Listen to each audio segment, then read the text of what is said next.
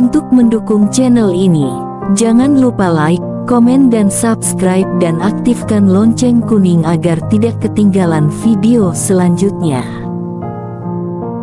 Beberapa tamu masih saling berinteraksi dan mencicipi hidangan. Bahkan masih ada yang baru saja datang. Ada yang menyadari bahwa mempelai pria bukanlah lelaki yang semestinya berdampingan dengan Rahma. Ada yang tidak tahu apa-apa sama sekali dan memberi selamat dengan sangat amat tulus serta riang gembira kepada Rahma dan Bramantya. Najla memandangi dari kejauhan.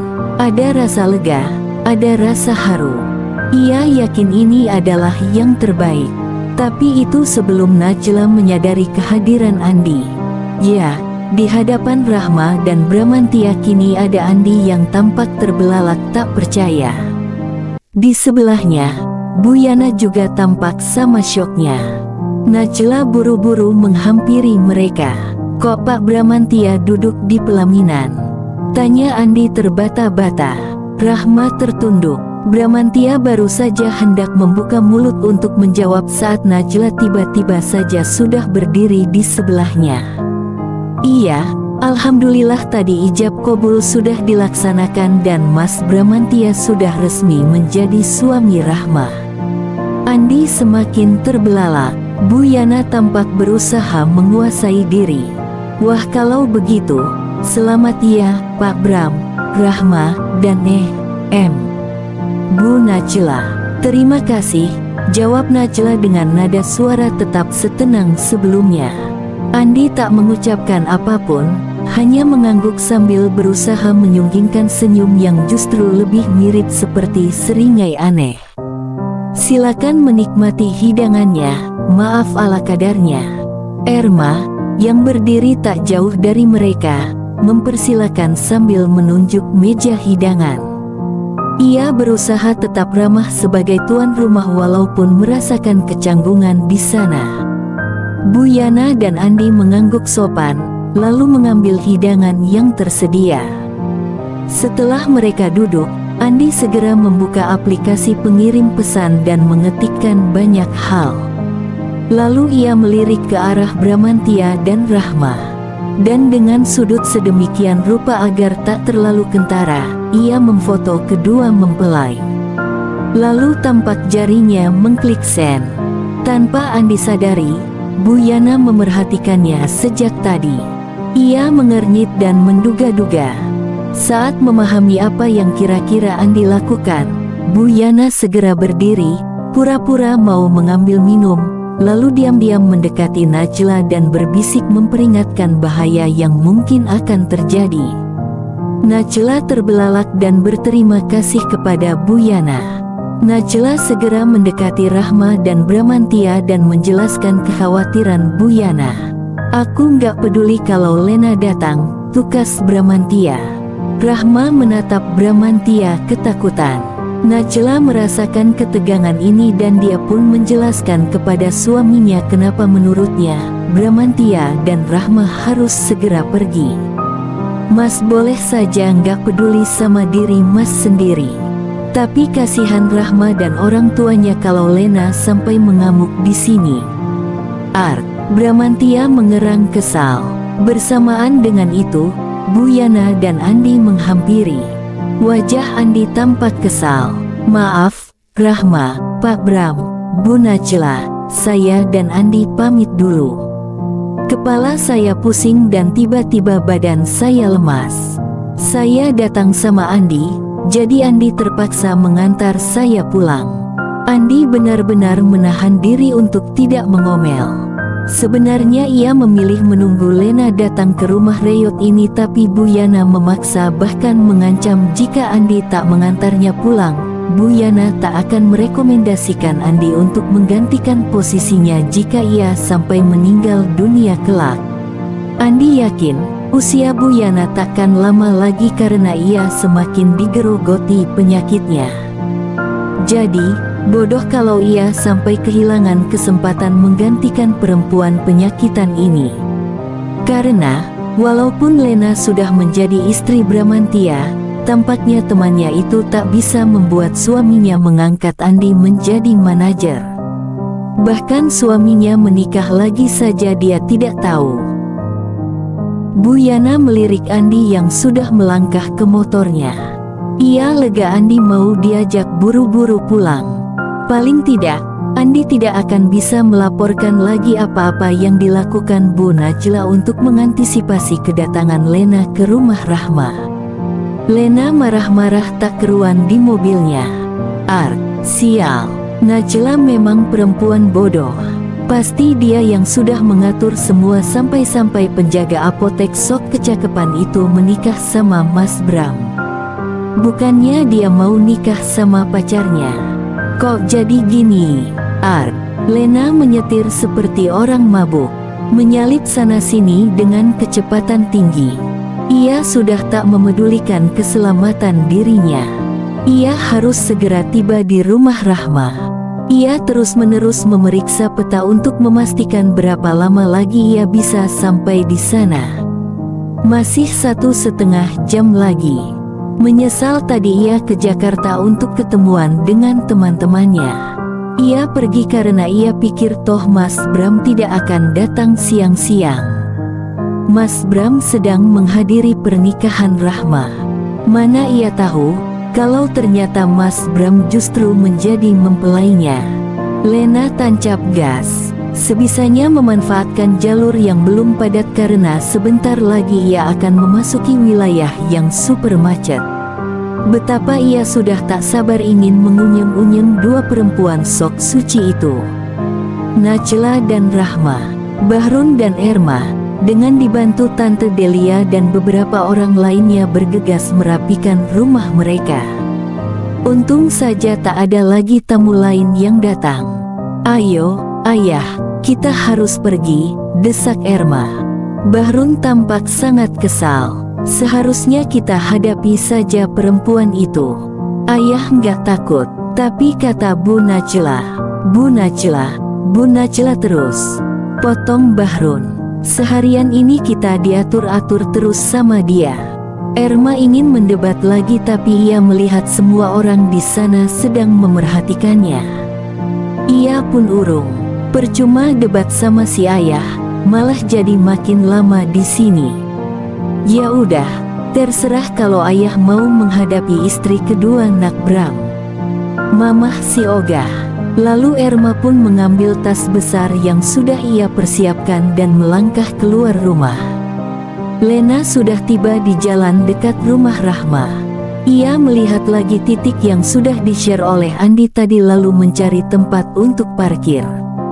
Ia melihat minimarket dan segera memasukkan mobilnya ke halaman parkirnya. Ia turun dari mobil dan mengepalkan uang 20.000 kepada tukang parkir di sana agar tak berisik walau Lena tidak belanja di sana, lalu bergegas menuju gang rumah Rahma. Hatinya bergejolak penuh emosi, siap menghajar semua yang di lokasi pernikahan itu dengan ucapan dan entah apa yang ia bisa. Ia tidak rela, takkan pernah rela dimadu. Lena tiba di depan rumah Rahma. Tampak sekelompok orang sedang membongkar tenda. Pasti ini rumahnya. Tanpa babi bu, Lena menerobos masuk ke dalam rumah. Mana Rahma? Mana perempuan pencuri suami orang itu? Dasar pelakor, sok suci, padahal perebut laki orang. Beberapa tetangga dan keluarga Rahma yang masih di sana tampak gentar. Tante Delia keluar dari kamar Rahma. Ia memang diamanahkan untuk tidak pulang dulu oleh Erma. "Jangan kalian sembunyikan dia. Mana si Rahma? Mana suami saya?"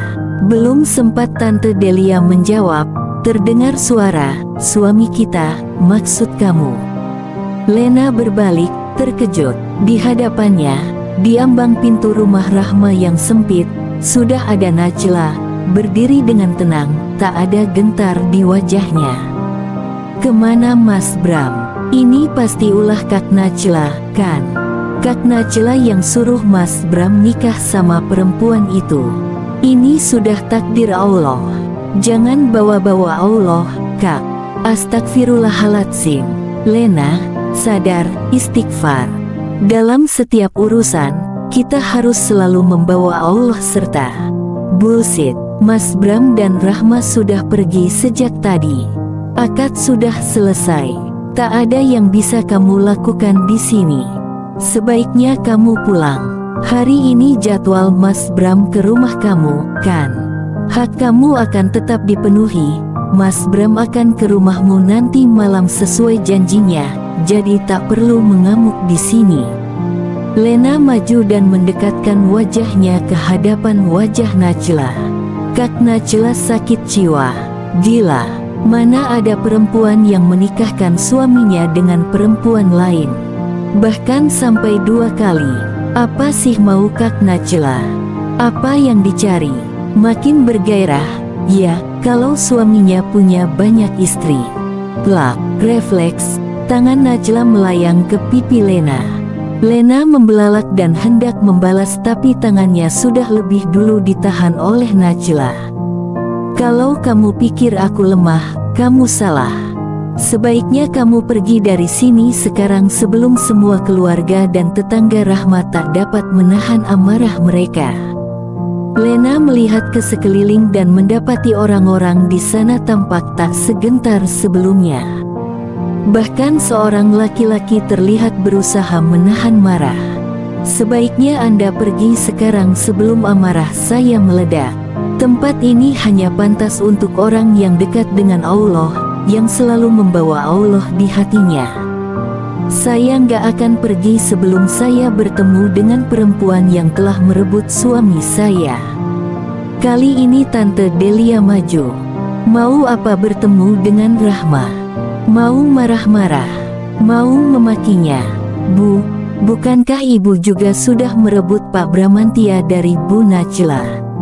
Saat saya menikah dengan Mas Bram, Kak Najla tahu, dan dia yang menyuruh Mas Bram menikah dengan saya. Sekarang, saya nggak tahu apa-apa. Laki-laki yang tadi angkat bicara maju mendekat. Laki-laki tidak perlu izin istri untuk menikah lagi. Apalagi istri kedua yang tidak tahu diri seperti Anda. Diam. Anda yang diam. Saya panggil keamanan di sini kalau Anda nggak mau pergi juga dari sini. Najla membalikkan tubuh Lena. Pergilah, Lena. Tak ada gunanya kamu mengamuk di sini. Lena melirik Najla, lalu menatap laki-laki tadi dan dengan penuh amarah, dia mengancam lagi. Jangan dikira saya menerima semua ini begitu saja. Lihat nanti, kalian semua akan merasakan akibatnya. Kemudian Lena pergi dari sana sambil menghempaskan beberapa bangku lipat untuk tamu di depan teras sehingga terbanting dan menimbulkan bunyi yang berisik, bahkan ada yang kakinya tertiban bangku dan berteriak kesal. Woi, sedeng lu, ya. Najla menghela napas dalam, menenangkan diri. Tante Delia mendekatinya. Bu Najla kenapa balik ke sini? Najla tersenyum. Saya harus ikut bertanggung jawab. Saya yakin Lena pasti akan mengamuk. Makanya saya putuskan saya harus ada di sini saat dia datang. Najla melihat koper Tante Delia. Bu Delia sudah merapikan semua peralatan dan pakaian pengantinnya. Sudah, Bu. Ini sudah mau pulang. Saya antar. Nggak usah. Tadi suami saya sudah jalan mau menjemput. Oh, alhamdulillah. Ya sudah, Bu, saya pamit. Tante Delia mengangguk, tapi kemudian menarik tangan Najla. Bu, ya, kenapa perempuan seperti Bu Lena dipertahankan menjadi madu?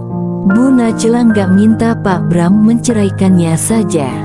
Najla menghela napas. Lena punya anak yang sudah kadung dekat dengan Mas Bram, Bu. Mas Bram gak tega.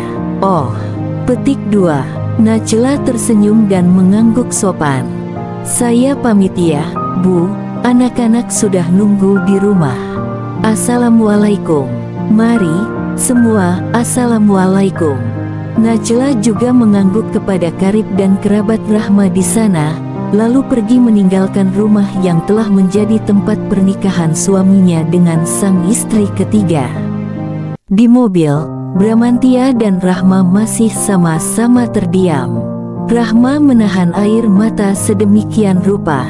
Hatinya hancur, tapi menangis pun hanya akan menambah kerumitan. Bukan hanya itu, duduk bersebelahan dengan bos yang kini menjadi suami, di dalam mobil yang melaju entah kemana, membuat tangannya sejak tadi sulit berhenti gemetar. Di sisinya, Bramantia sibuk dengan pikirannya sendiri. Ia teringat saat tak sengaja melihat kaki Rahma yang terkilir, juga kaki sebelahnya yang mengenakan kaus kaki. Betapa saat itu ia terpikir, Rahma lebih pantas menjadi istrinya ketimbang Lena. Dan kini, Rahma benar-benar menjadi istrinya. Bramantia melirik tangan Rahma yang terus gemetar di pangkuan. Sungguh ia iba kepada pegawai teladannya satu ini. Sial kamu, Teguh. Jahat betul.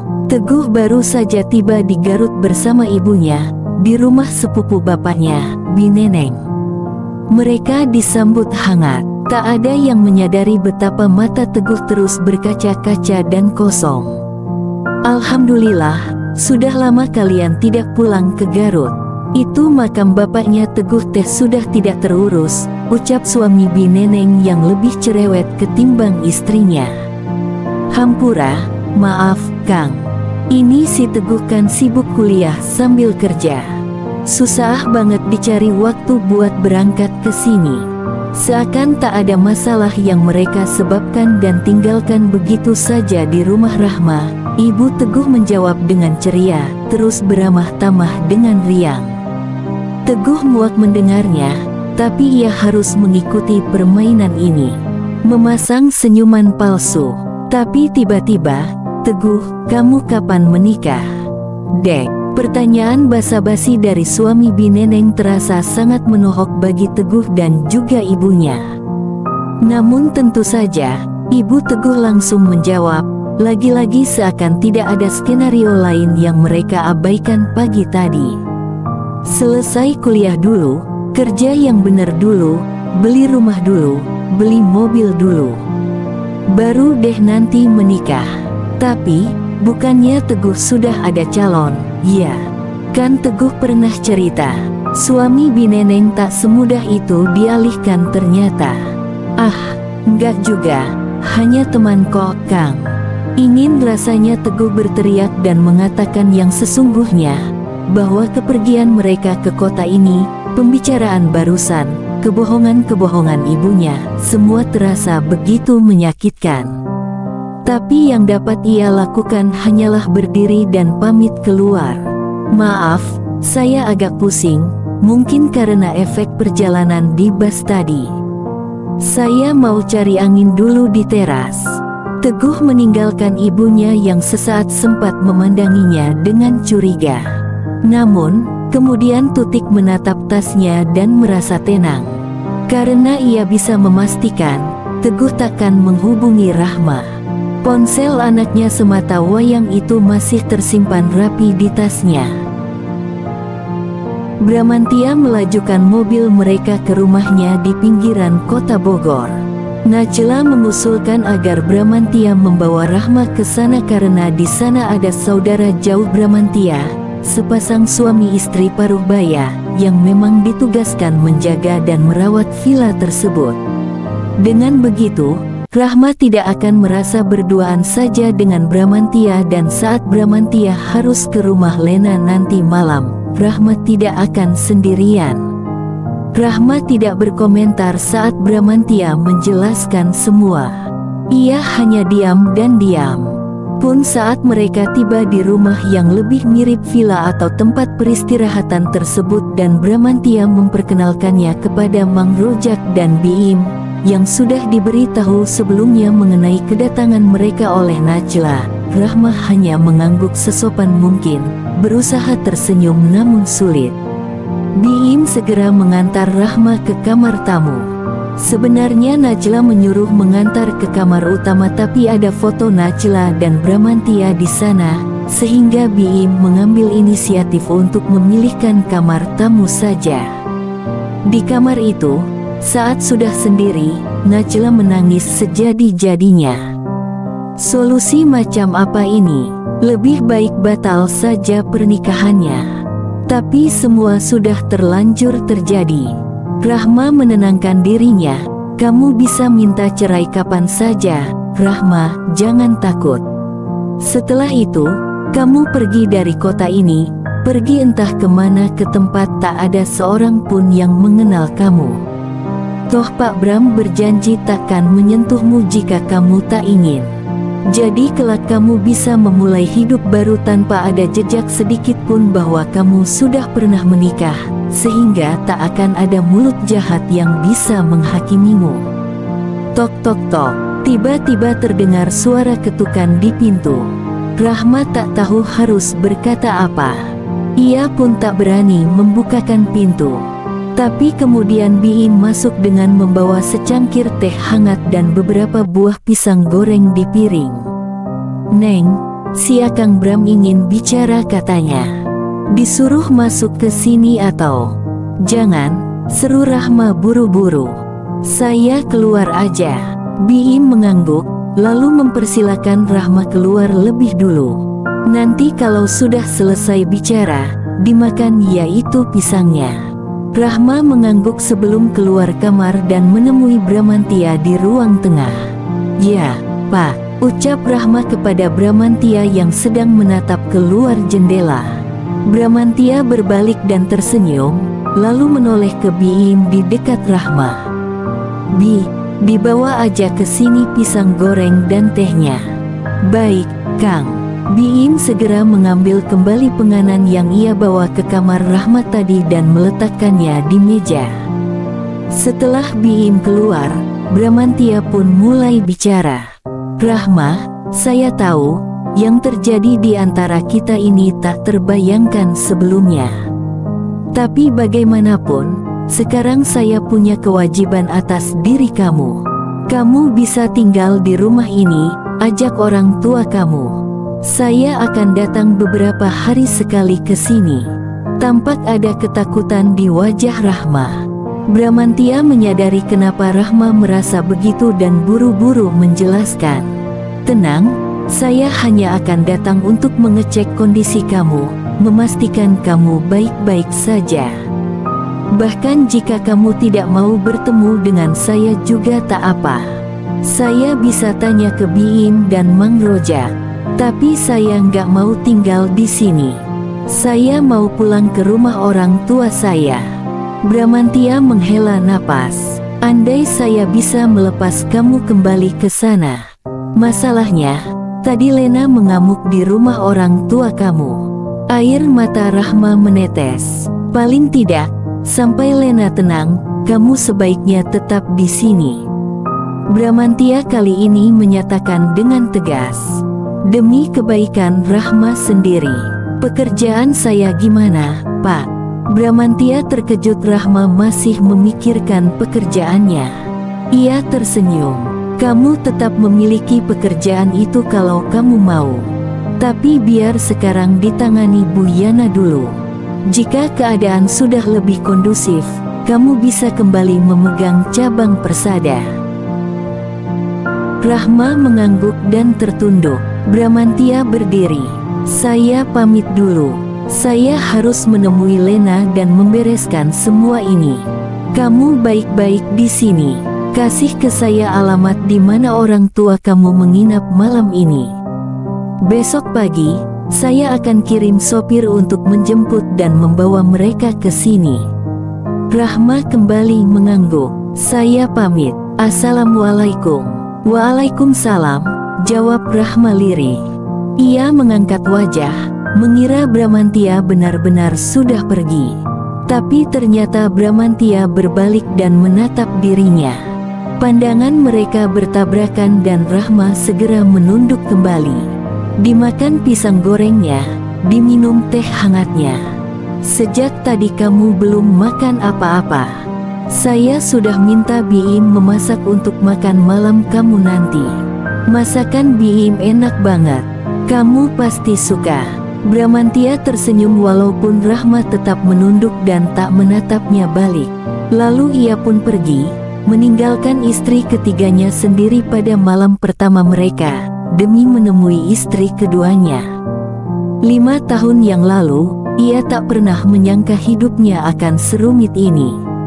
Ia hanya mencintai satu perempuan, Najla. Ia hanya ingin menghabiskan sepanjang sisa hidupnya dengan Najla, bukan dengan 2 perempuan lainnya yang dijejalkan begitu saja dalam hidupnya. Tapi ini bukti cintanya untuk Najla. Hingga detik ini, hanya Najla yang dapat memiliki hatinya. Semoga tak berubah sampai kapanpun. Selepas kepergian Bramantia, Rahma mengangkat wajah. Perutnya perih, tapi ia tak ada keinginan secuil pun untuk mencicipi pisang goreng di hadapannya. Ia hanya menyesap teh hangatnya. Rasa dan aroma teh yang lezat khas pegunungan sempat merangsang inderanya, namun selepas itu, semua kembali hambar. Tiba-tiba ia teringat akan Teguh. Bayangan yang sejak tadi seakan telah dihalau oleh entah saraf bagian mana otaknya untuk tidak muncul. Namun kini wajah pria itu, sikapnya, tuturnya, semua memenuhi kepala Rahma. Tangis Rahma pun pecah. Biim yang melihat itu segera menghampiri. "Neng." Rahma menoleh, lalu buru-buru menghindar dan bergegas ke kamarnya. "Permisi." Di kamar, Rahma mengambil ponselnya. Jarinya sudah berada di atas nama Teguh, nama yang terakhir ia telepon tadi namun tak dapat dihubungi. Jarinya bergetar hebat, emosinya menyuruh untuk menelepon tapi harga dirinya melarang. Tutik keluar ke teras dan mendapati anaknya sedang terpaku. "Jangan bengong terus, ayo kita ke makam Bapak." Teguh menoleh heran. "Ibu nggak capek? Sudah hampir sore, besok aja ke makamnya." Sekarang, Teguh lagi-lagi tak dapat menolak. Lalu ia teringat, "Bu, HP Teguh biar dinyalain dulu. Takut ada orang kantor yang cari." "Orang kantor atau Rahma?" "Orang kantor, Bu. Ibu kan tahu sendiri. Weekend juga kadang ada masalah yang harus Teguh beresin." Teguh menghela napas, menahan kesal di dada. "Udah, biar ibu aja yang nyalakan." Dan Teguh hanya bisa memandangi saat ibunya menyalakan ponselnya yang memang sejak semalam dimatikan. Pasti banyak pesan dan missed call dari Rahma. Teguh menyesali dan membenci dirinya yang terlalu lemah. Tapi dia bisa apa? Ia tak ingin melawan ibunya. Mobil Bramantia tiba di depan rumah Lena. Mendengar suara klakson, ia sangar tergopoh-gopoh membukakan gerbang dengan wajah tegang karena memang sudah sejak tadi suasana di rumah terasa begitu mencekam. Melihat gerbang terbuka, Bramantia justru merasa enggan untuk masuk. Di kepalanya sudah terbayang perang yang akan terjadi antara dirinya dan Lena. Namun di satu sisi, mungkin ini sudah jalannya. Mungkin ini bisa menjadi momentum untuk mengajukan cerai atas Lena. Sebenarnya ia tidak tega kepada Fadil, tapi ia sudah benar-benar lelah berada di bawah bayang-bayang kesintingan Lena. Bramantia keluar dari mobil dengan tekad bulat, melangkahkan kaki ke dalam rumah dengan berbagai skenario dan kemungkinan dialog di dalam kepala yang sengaja ia persiapkan untuk menghadapi Lena. Rumah tampak kosong, tak ada tanda-tanda keberadaan Lena. Fadil pun tak menyambutnya. Hanya ada Iyah yang kembali tergopoh-gopoh ke pintu rumah sambil mengangguk sopan dan ketakutan ke arah Bramantia dan segera keluar dan menutup pintu di belakangnya. Apa-apaan ini? Kenapa tak ada orang? Apakah Lena sengaja meninggalkannya? Atau Lena ingin rumah kosong karena memang ia persiapkan sebagai medan perang? "Mas Bram," panggil sebuah suara dengan nada yang mengejutkan Bramantia. Bramantia menoleh. Tampak Lena keluar kamar dengan wajah tersenyum. Tadi pun ia memanggil dengan lembut. Bramantia tidak siap dengan skenario seperti ini. Bukan begini adegan yang ia bayangkan tadi. Ia pikir Lena akan berteriak histeris, akan marah sejadi-jadinya. Tapi ini, aku sudah siapin makanan. Kita makan malam dulu, ya. Fadil lagi main ke rumah temannya. Ia mungkin sudah lagi jalan untuk jemput. Lena menggamit lengan Bramantia dan membawanya ke meja makan. Terhampar semua makanan kesukaan Bramantia. Bramantia menoleh heran ke arah Lena di sebelahnya. Lena tersenyum, mendudukkan Bramantia di bangku, lalu mengambilkan nasi dan lauk. Kemudian Lena duduk di hadapan suaminya itu. Silakan makan, Mas. Memang bukan aku yang masak, tapi semua aku pesan dari resto favorit Mas. Bramantia kesal dengan sikap Lena karena ia tidak siap menghadapi Lena yang seperti ini. Walau begitu, keputusannya sudah bulat. Lena, besok aku akan mengajukan gugatan cerai. Lena malah tersenyum. Nggak usah buru-buru, Mas.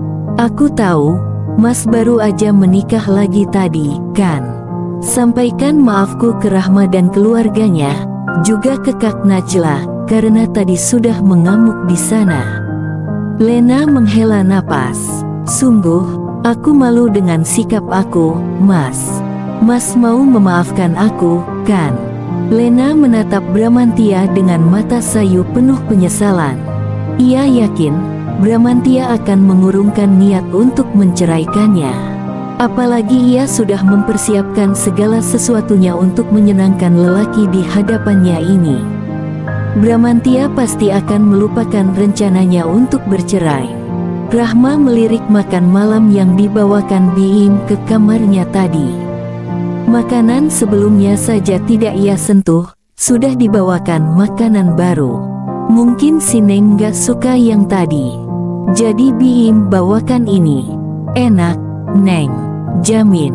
Rahma hanya tersenyum, berusaha bersikap sesopan mungkin kepada Biim yang baik hati, sebelum wanita itu keluar kamar. Sejak tadi, satu sisi, Rahma ingin bicara dengan seseorang. Namun di sisi lain, ia ingin mengunci diri dari apapun di luar sana. Amarahnya terhadap Kak Teguh, rasa bersalahnya kepada ayah dan mama. Sedikit kekesalannya kepada Bu Najla. Kekecewaan sekaligus entah perasaan apa lagi, mungkin rasa terima kasih karena sudah menyelamatkan wajah kedua orang tuanya tadi, atas diri Pak Bramantia. Semua bercampur aduk. Belum lagi soal Bu Lena. Entah apa yang sudah terjadi tadi di rumahnya saat perempuan itu datang. Ketika itu ponselnya berbunyi. Ada telepon masuk. Rahma menatap benda yang ia letakkan jauh di meja terujung. Ia enggak mengambilnya semenjak tadi ia batal menelepon Teguh. Dengan langkah gontai, Rahma mendekati ponselnya, memeriksa, dan ternyata yang menelepon adalah mamahnya. Assalamualaikum. Erma merasa lega mendengar suara putri semata wayangnya. Waalaikumsalam, Neng. Ya Allah, Neng di mana? Di rumah Pak Bram, Mah. Mamah jadinya ke rumah siapa tadi? Mamah dan ayah di rumah Wak Inong. Besok pagi pulang. Neng pulang juga. Nggak tahu, Mah. Erma menahan sedih. Kenapa jadi begini ya, Neng? Iya, memang, kata orang mah kadarullah, tapi mamah nggak habis pikir. Tadi, istri kedua Pak Bram kata Tante Delia datang dan ngamuk-ngamuk. Untung Bu Najla balik lagi, Neng. Akhirnya perempuan itu pergi juga. Rahma hanya manggut-manggut. Sudah ia duga Bu Lena akan bersikap begitu. Ayah mana? Mah. Ini. Yah. Rahma mau bicara. Assalamualaikum, Neng. Neng baik-baik aja. Iya, ayah. Neng gak apa-apa. Ayah gak apa-apa. Bahrun tersenyum sedih. Gak apa-apa, Neng. Jangan lupa makan, ya. Ayah nggak mau Neng sakit. Rahma melirik makanan dari Biim. Iya, ayah. Ini sudah disiapin makanan di sini. Neng di sana sama Bram. Enggak, Pak Bramantia tadi sudah pergi ke rumah Bu Lena. Oh, Neng sendiri. Ada 2 orang saudara Pak Bram yang jaga rumah. Bahrun ingin bertanya, apakah Rahma sudah berhasil menghubungi Teguh, tapi ia tak tega. Ya sudah, Neng makan dan istirahat, ya. Iya, ayah. Ayah juga, istirahat. Iya. Assalamualaikum. Waalaikumsalam. Rahma menghentikan sambungan telepon. Tak terasa, air matanya menetes. Satu persatu, lalu menderas. Ia sedih mendengar suara kedua orang tuanya yang begitu lemah, padahal semestinya mereka sedang berbahagia malam ini karena telah menikahkan anak tercinta mereka. Ia marah kepada Teguh, sangat marah. Teguh memilih menumpang di musola dekat rumah Bi Neneng. Karena sesungguhnya, ia memiliki sejumput amarah yang berusaha ia halau namun selalu datang lagi dan lagi. Amarah berbalut kekecewaan terhadap ibunya. Seperti anak kecil, ponselnya masih dipegang ibu. Andai ia punya uang lebih, sudah ia beli ponsel bekas dan menelepon Rahma. Nomor telepon wanita itu selalu terpatri di kepalanya. Ia hafal nomor Rahma berapa kali pun ia menggantinya. Apakah Rahma sudah menikah dengan Pak Bramantia? Air mata Teguh menggenang dan menetes, namun buru-buru ia halau. Malu jika sampai ketahuan menangis. Di musola ini ia tak sendiri. Di dalam masih ada sekelompok anak muda sedang taklim. Mereka mengajak Teguh serta. Biasanya ia semangat menimba ilmu agama, tapi kali ini jiwanya sedang kalut. Lebih baik ia di teras, memandangi langit yang menggantungkan banyak bintang. Tak seperti hatinya, yang tak dapat lagi menjadi tempat baginya menggantungkan harap. Karena, jika Rahma memang sudah menikah dengan Pak Bramantia, maka ia harus menghapus perasaannya. Tak baik mencintai istri orang, meskipun perempuan itu hampir pernah menjadi istrinya. Namun, mampukah ia menghapus perasaan yang sudah 10 tahun bersemayam di hatinya ini? Entah. Teguh mengangkat bahunya yang kemudian segera meluruh kembali. Najla baru saja selesai menyiapkan sarapan untuk kedua anaknya, Nabil dan Ica. Pancake dengan topping coklat leleh, kesukaan mereka. Untuk dirinya sendiri, ia membuat sepiring nasi goreng salmon, kesukaan Bram. Ia menyayangkan kepergian Bram ke rumah Lena semalam dan meninggalkan Rahma sendirian di rumah Bogor. Namun memang itu yang terbaik. Paling tidak, Lena tak mengganggu Rahma. Najla yakin, perasaan Rahma tak keruan. Meskipun Najla senang Rahma bisa menjadi madunya, ia juga iba kepada gadis itu. Teguh sangat keterlaluan, menjanjikan pernikahan, tapi malah tidak muncul. Najla penasaran, seperti apa pertemuan Bram dengan Lena semalam. Apakah Lena mengamuk? Jika ya, apakah Mas Bram sudah menceraikannya? Ah, mungkin belum. Jika sudah, Mas Bram pasti pulang ke sini semalam. Atau jangan-jangan Mas Bram pulang ke rumah Bogor untuk menemani Rahma. Najla tersenyum. Ia berharap begitu. Ingin sekali ia menelepon Bram atau Rahma, memastikan asumsinya itu. Namun ia memilih untuk menghubungi Biim. Di rumah Bogor, Biim baru saja keluar dari kamar Rahma. Di tangannya ada sebuah nampan berisi makanan semalam. Tak ada satupun yang disentuh. Biim menghela napas. Mang Rojak tiba-tiba bergegas menghampirinya dengan ponsel Biim di tangannya. "Im, ini ada telepon dari Neng Najla." Biim segera meletakkan nampan di meja dan menjauh dari pintu kamar Rahma. "Assalamualaikum." "Waalaikumsalam, Bi." Mas Bram ada di sana?" "Nggak ada, Neng. Nggak lama abis ngantar Neng Rahma ke sini, si Akang Bram teh pergi lagi. Nggak balik lagi." "Enggak, sampai pagi ini pun enggak." "Oh." Najla manggut-manggut kecewa. "Rahma gimana kondisinya, Bi?" "Nggak mau makan, Neng. Semua yang Biin suguhkan, enggak dimakan." "Duh, dari kemarin dia belum makan, Bi." "Dibujuk deh, mungkin mau." Najla merasa sangat khawatir. "Iya, nanti Biim coba bujuk. Atau nanti biar ditanya kesukaannya apa." Biim melirik ke pintu kamar Rahma. "Atau gini deh." Najla tiba-tiba dapat ide. "Nanti saya kirim aja orang tuanya ke sana sekalian. Tolong dijamu ya, Bi." "Iya, Neng. Insya Allah." "Makasih, Bi. Assalamualaikum." "Waalaikumsalam." Lena menyiapkan sarapan lengkap untuk Bramantia di meja. Termasuk menyiapkan Fadil yang sudah rapi, yang siap ikut sarapan bersama. Meskipun semalam Bramantia menolaknya, Lena yakin ia masih memiliki senjata yang ampuh. Fadil, Bramantia pria penyayang. Ia takkan tega membahas perceraian jika sudah melihat Fadil, anak yatim yang kini begitu lengket dengannya seperti darah dagingnya sendiri. Lena menghampiri Bramantia ke kamar. Namun baru saja membuka pintu, Bramantia sudah keluar dengan pakaian rapi. Jantung Lena berdegup kencang. Ia tak boleh kalah lagi seperti semalam. Semua rencananya berantakan karena Bramantia menolaknya di tempat tidur. Kini, ia takkan membiarkan Bramantia menolaknya lagi di meja makan. "Mas, mau kemana?" "Golf. Aku ada janji dengan Pak Rusli." Bramantia menjawab sambil lalu.